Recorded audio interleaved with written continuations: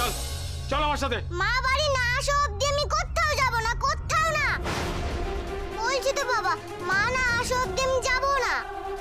মা বলে গেছে বাবুদের বাড়িতে কাজ আছে, ফিরতে দেরি হবে। মা আসুক, তারপরে মাকে জিজ্ঞেস করে আমি যাব। বড্ড মুখে মুখে কথা, বড্ডবার বেড়েছিস। দাঁড়া, তোকে দেখাচ্ছি মজা। আমি যাব না বাবা, আমি যাব না। তোকে ওই তোর মার মতো না চেলা কাঠ দিয়ে পেটাবো, তবেই তোর মুখ বন্ধ হবে। দাঁড়া, আমি দেখাচ্ছি কাঠটা কোথায়। ছাড়ুন, নিচে নেবে বলছি, তাড়াতাড়ি নাও। না, আমি যাব না। তুই চল শিগগিরি।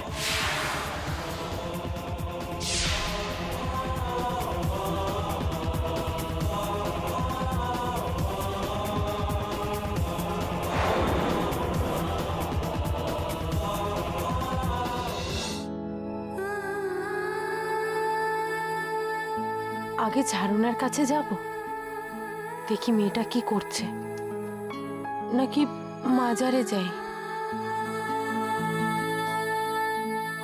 আরে বিটি, আরে এসছো যখন পীর বাবার কাছে প্রার্থনা করে যাও। দিয়ে নাও বিটি।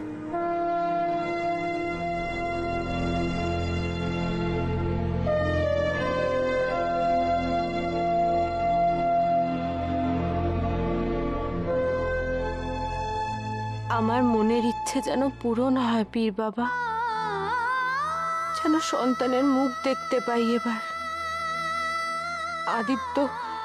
আদিত্যর মনটা তুমি ঠিক করে দাও, ওর ভুল ভাবনাগুলো মন থেকে দূর করে দাও, যেন একটু বোঝে ও আমার, একটু কথা শোনে আমার।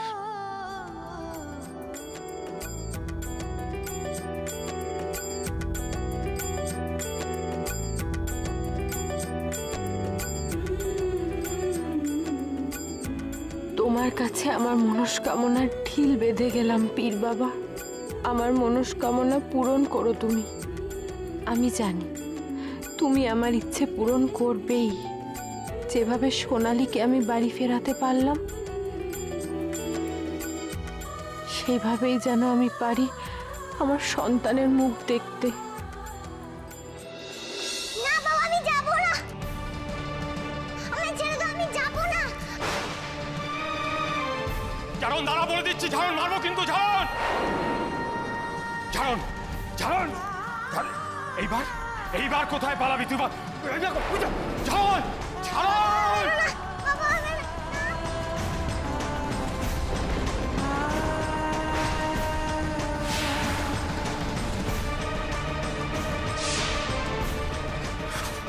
ঝাড়ন,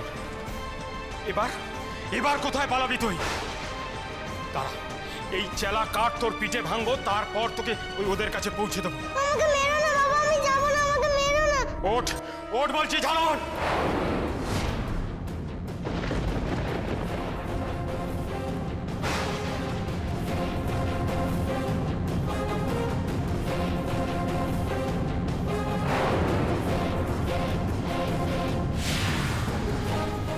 সাহস তো মন্দ নয়।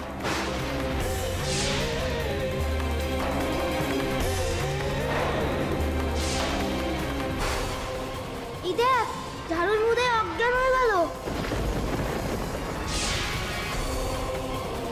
ঝাড়ন, এটা একটু ধরবেন। এই ঝাড়ন, এই ঝাড়ন, ঝাড়ন চোখ খোল। ওর যদি কিছু হয়েছে না, আমি কিন্তু আপনাকে ছেড়ে দেব না। আমি আপনাকে থানায় নিয়ে যাব, পুলিশের কাছে নিয়ে যাব, এটা আমি বলে দিলাম আপনাকে। এরা সবাই সাক্ষী আছে, আমি দেখি আপনি কি করে বাঁচেন। খুব ভুল করছেন ম্যাডাম, খুব ভুল করছেন। এই উপেন কারুর তর পানি সহ্য করে না, এর ফল কিন্তু ভালো হবে না। উপেন কি করতে পারে সেটাও আপনি দেখে নেবেন বলে দিলাম। আমি ঝাড়নকে বাড়ি নিয়ে যাচ্ছি।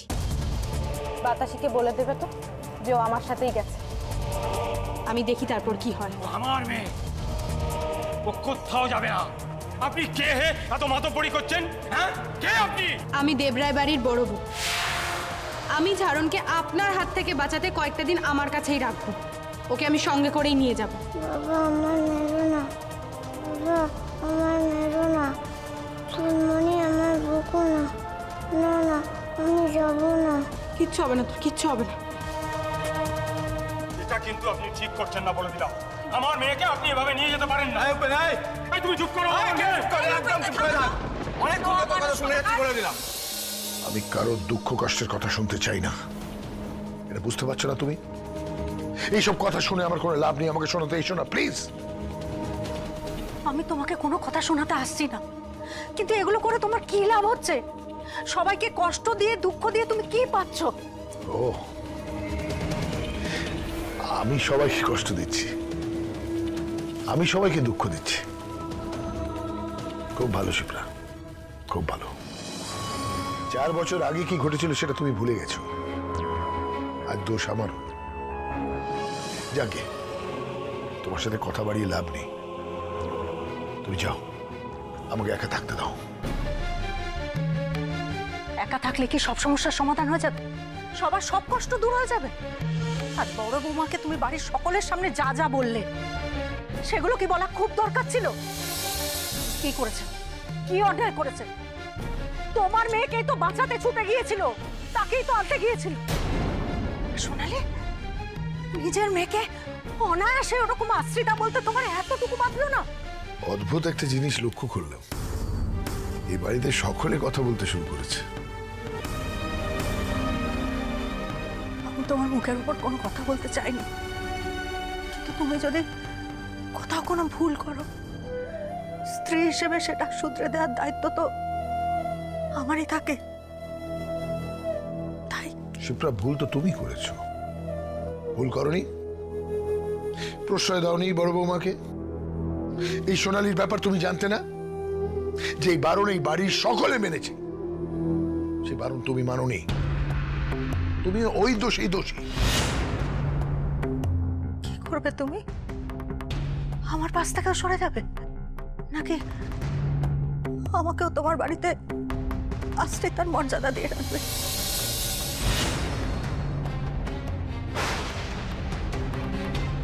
আমি আর কাউকে কিছু বলবো না, কিছু করবো না।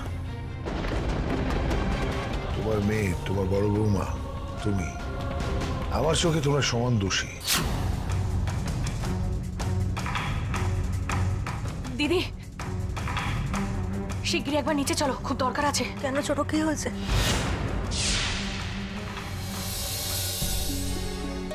এই যে বৌমনি, গরম জল।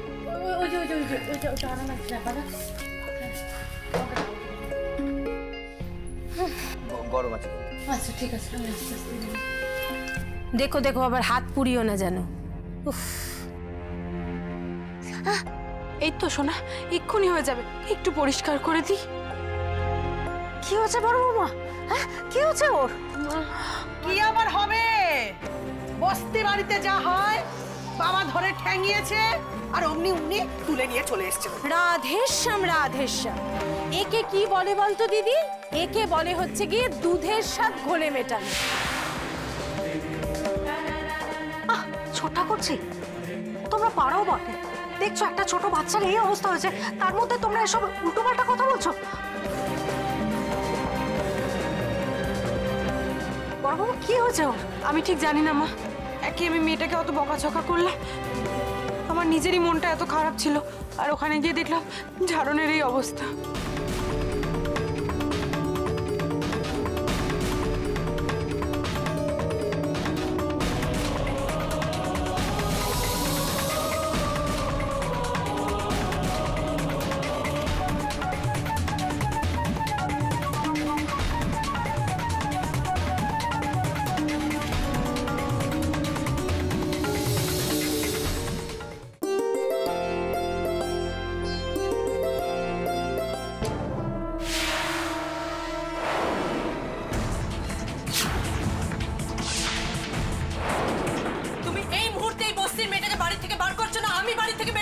ছোট শোন, আমার আর কিচ্ছু শোনার নেই বর্দি।